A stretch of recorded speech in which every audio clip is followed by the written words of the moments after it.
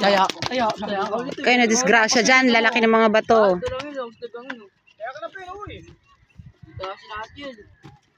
Lalapit yan sa'yo, Sayon. Tayo ganyan, Sayon. Tepen pasaway. Yeah.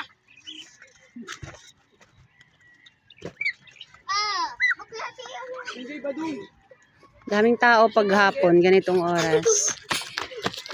Daming sipuntahan dito. Wala na kasing araw eh. Ngayon na kasi ang init-init sobra. Tignan nila daw ang magandang tanawin. Ano ba? Mamaya 6. Ganda na dyan. Magiging ganyan mo. Sabi niya. Ang kulay. Yan. Say takbo. Ay, maganda na yung view ta. Maganda na ba? Saan banda? Saan banda? Ayan, ayan. Ayun o, magandang view. Yellow na, blue, yellow. Yellow. Lalo ka. Ayan. Ito, pink na eh. Ito, talagang yan. Kaya. Ayaw ko eh. Talaga? Ikaw?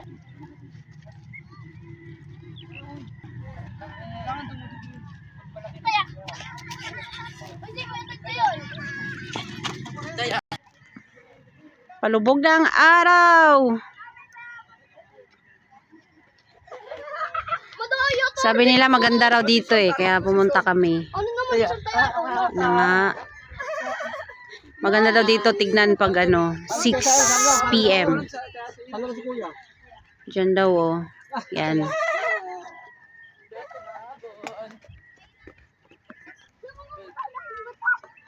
Sino mo lalaking bato ha? Abot sa'yo.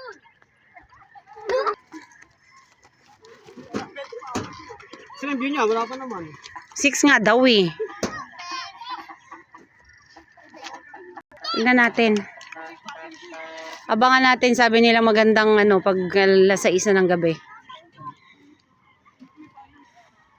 Saan si Kuya Sayon?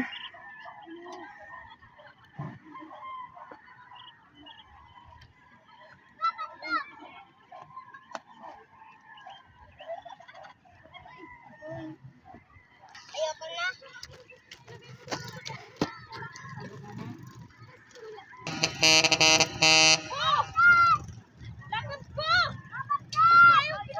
Oy, Jojo, saan mo? Saan pupunta yun? Papatol! Papatol!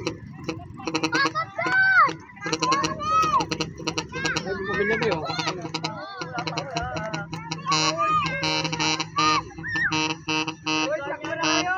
Ay napadami na ng padami yung mga tao. Pag ganitong oras pala talaga, dito sila. Ang dami nila.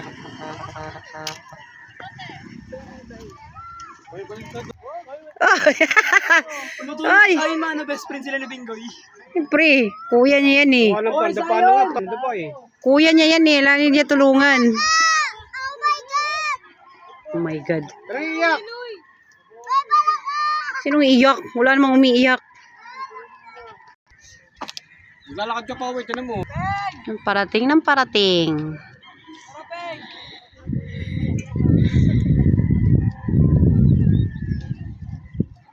Tepen, wag ka dyan. Baba ka dyan.